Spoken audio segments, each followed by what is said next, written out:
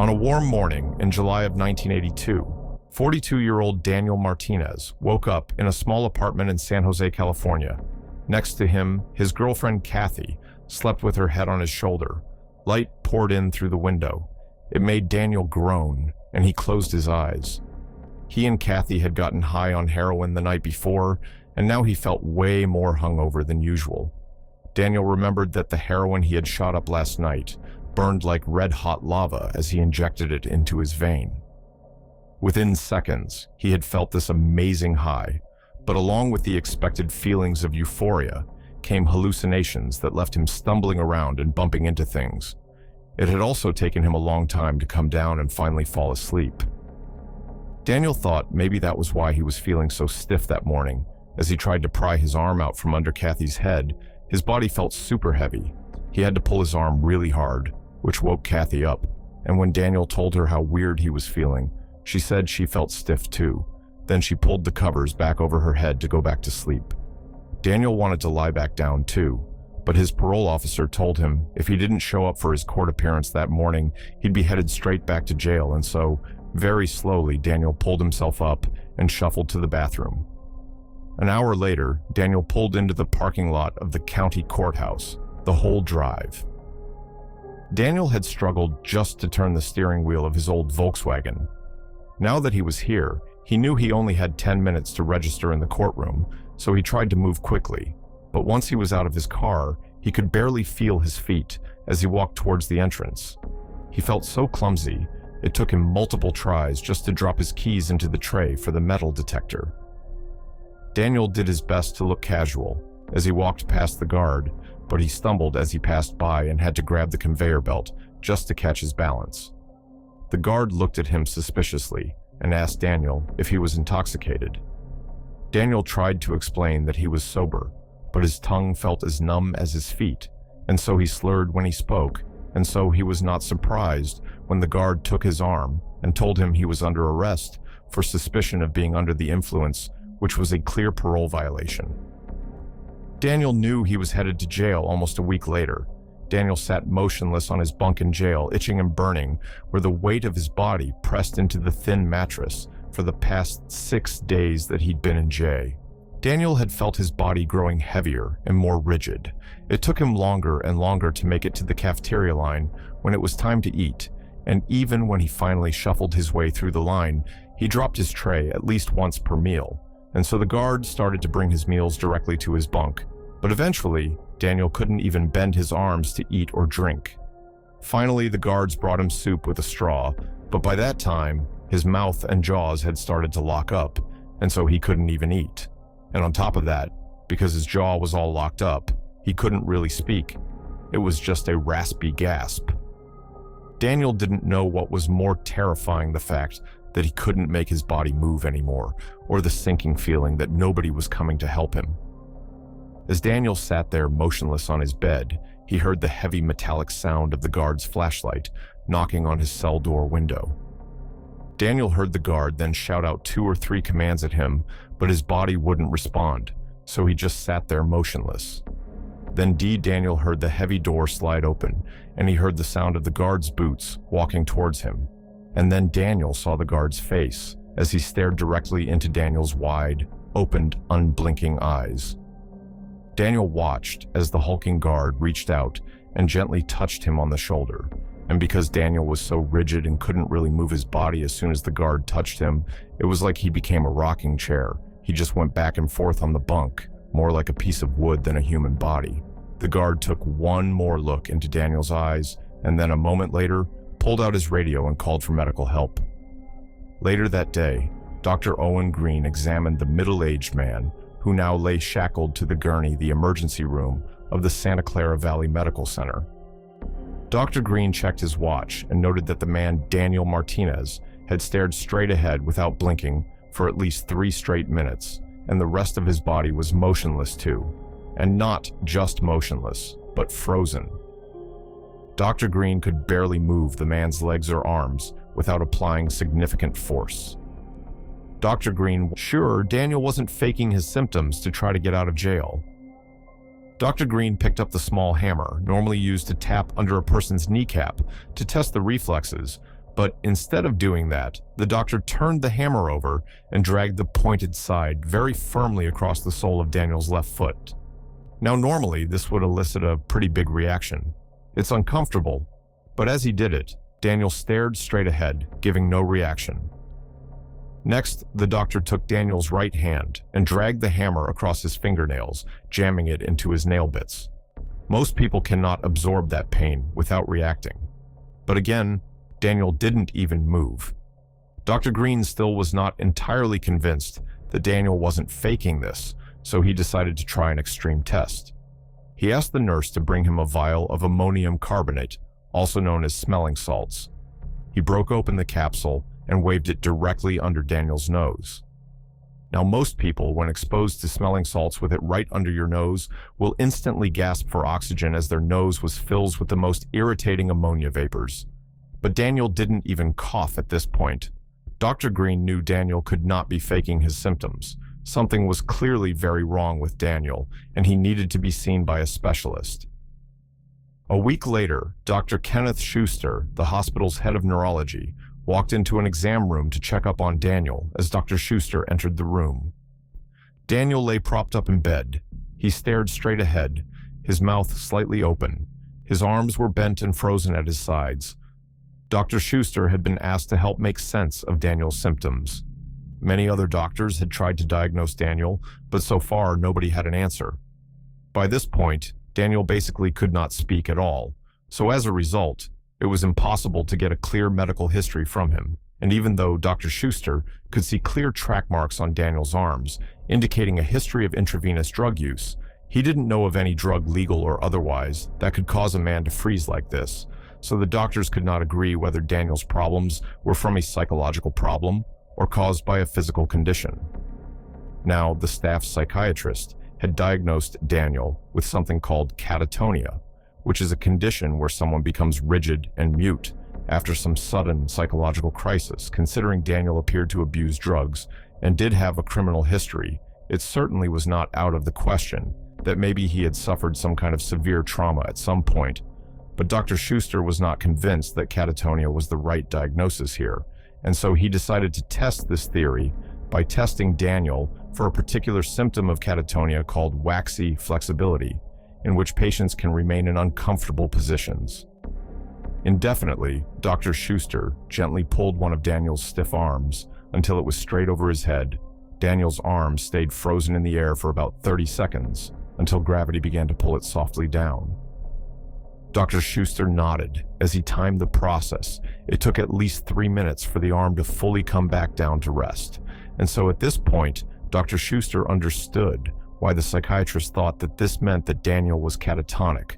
But Dr. Schuster decided to perform some other tests that could show Daniel's problems were not purely psychological. He noticed that Daniel hadn't blinked at all since he had entered the room. And so Dr. Schuster tapped Daniel gently between the eyes. Even people with catatonia will eventually blink if they're tapped in this way. And Daniel did blink.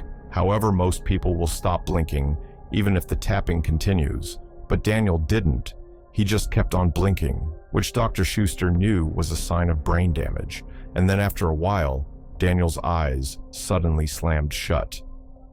Dr. Schuster asked Daniel to open them, and Daniel didn't. He just sat there with his eyes closed.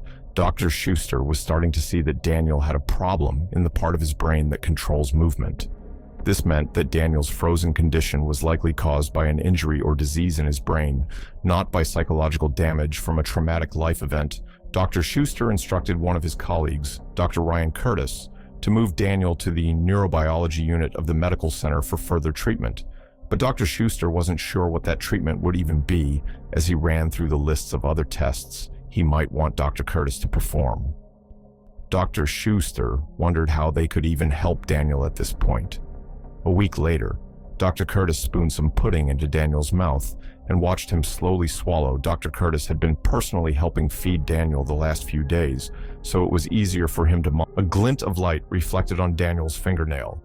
Then another little flash from another fingernail. Slowly, faintly, Daniel's fingers were moving. Dr. Curtis realized Daniel was intentionally moving his fingers. This was not just a reflex. Dr. Curtis grabbed a pen from his pocket and a pad of paper from the nurse's station. Then he went over to Daniel and put the pen in his hand and began to wrap Daniel's fingers around the pen. And he was shocked when he saw Daniel begin to grip it once Daniel had the pen. Dr. Curtis asked Daniel to write his name on the pad. Slowly, Daniel's hand began to move over the page, and at first, it just looked like a squiggly mark. But over the next 5 minutes, Daniel was able to slowly write out his name. Dr. Curtis called for Dr. Schuster to come witness Daniel's progress. Over the next half hour, the two doctors watched as Daniel wrote 3 more short lines.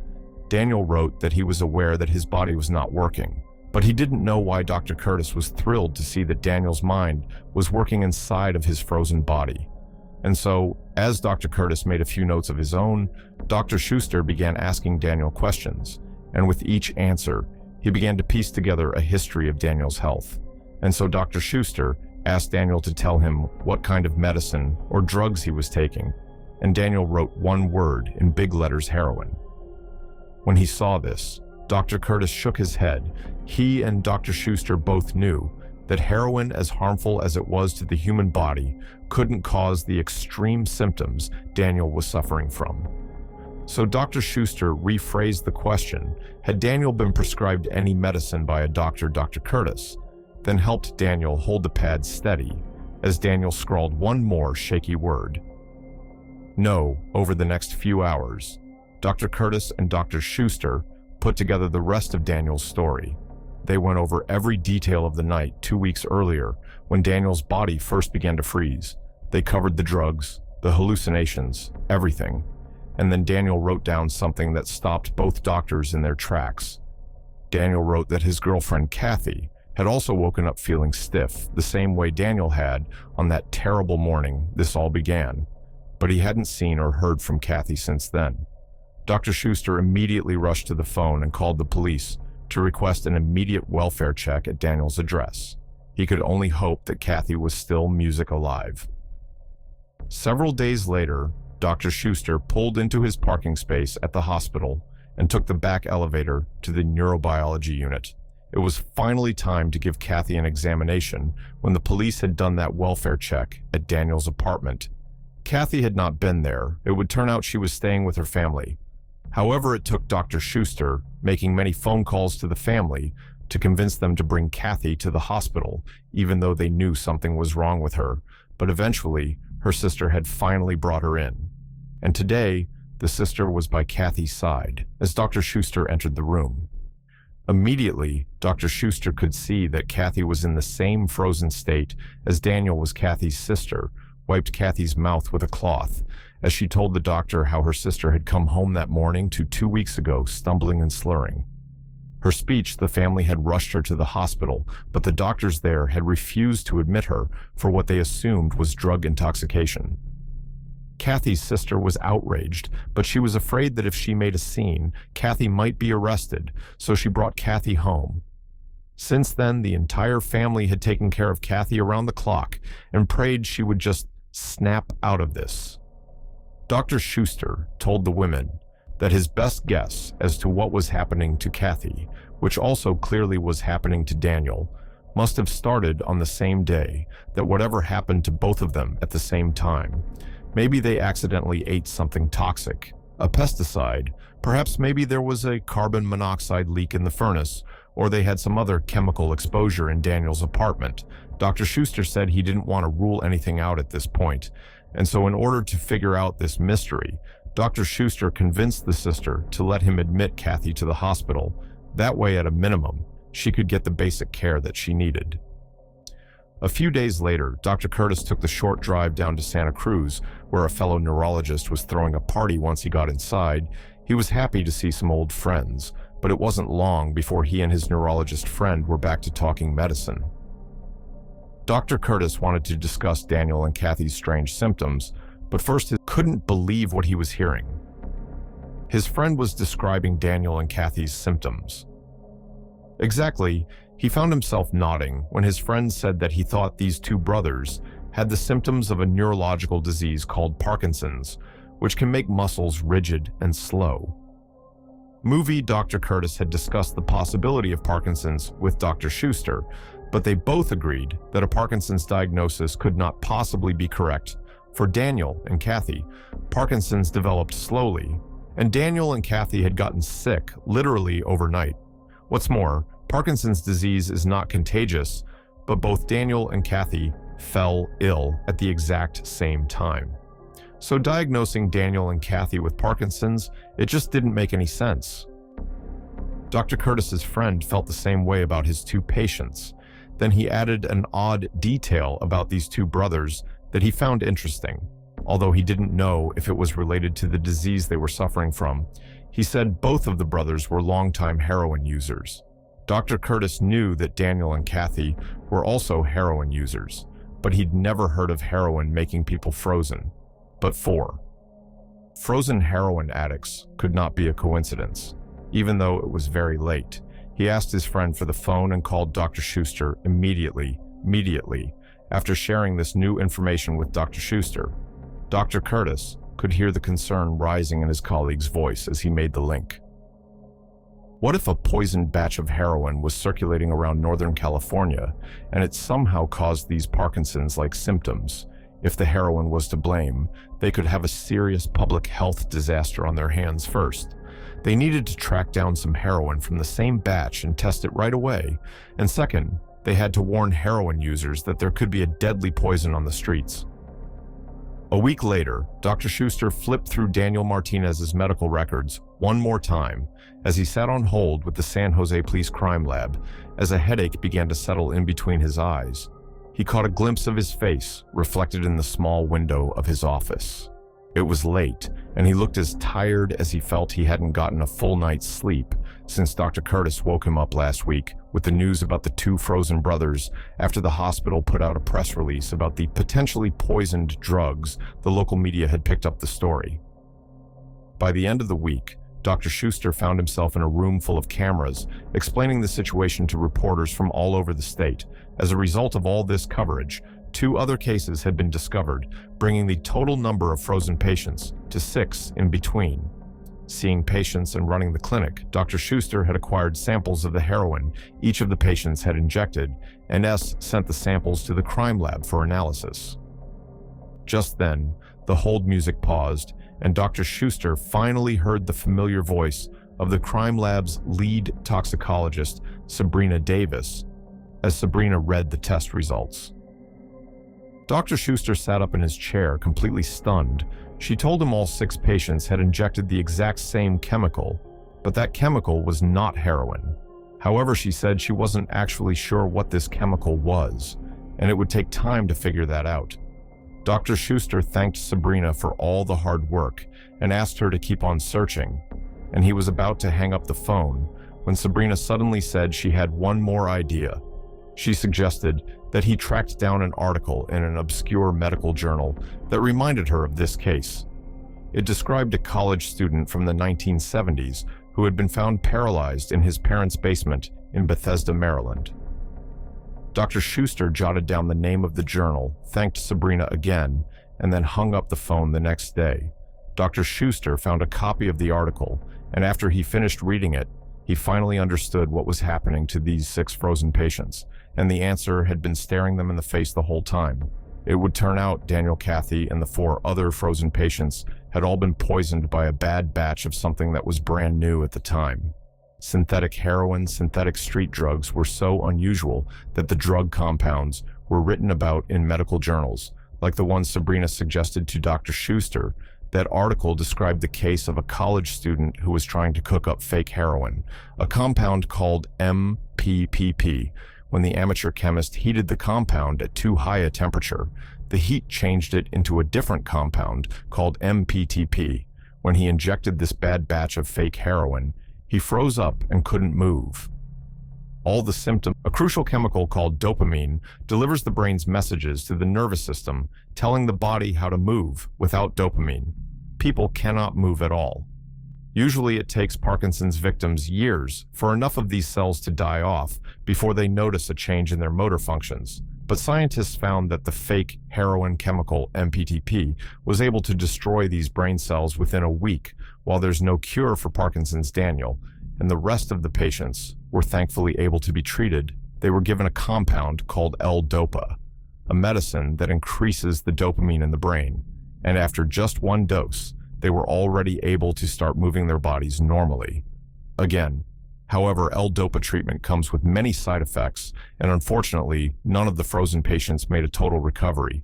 But there was a silver lining to this case, the discovery of this bad batch of heroin, the MPTP compound.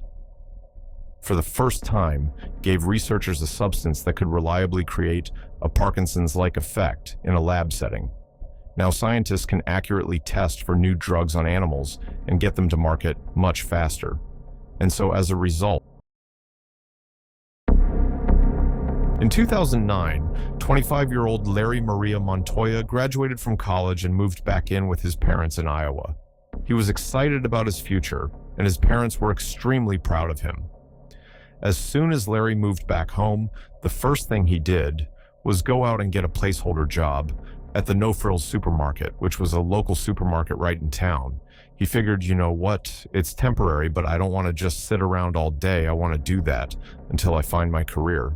But even though the job was supposed to be temporary, he found that he kind of loved the job because he loved the people he worked with, and his coworkers would later say that they loved working with him too.